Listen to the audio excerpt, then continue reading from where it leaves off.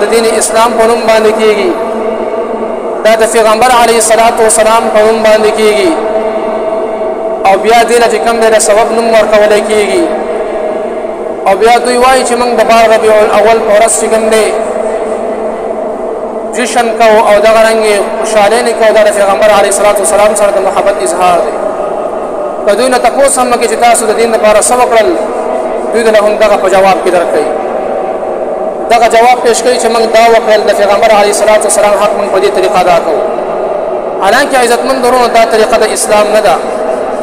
دا طریقه د پیغمبر علیه الصلاۃ والسلام نه ده دا طریقه کوم د صحابه کرامو نه ده پچرته پدې کې برکت وي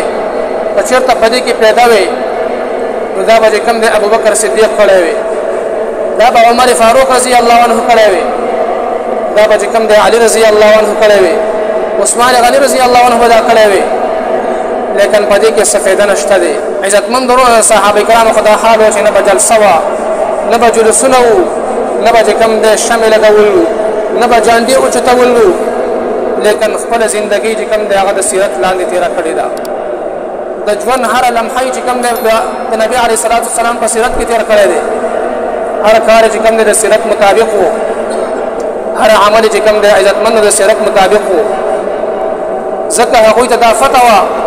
چې د پیغمبر علیه الصلاۃ والسلام دنیا ته راتګ دا مقصد نه دی چې د هغه په پیدایش باندې د خوشحالي وشي شمع دې ولګېږي بدعات رسومات دې وشي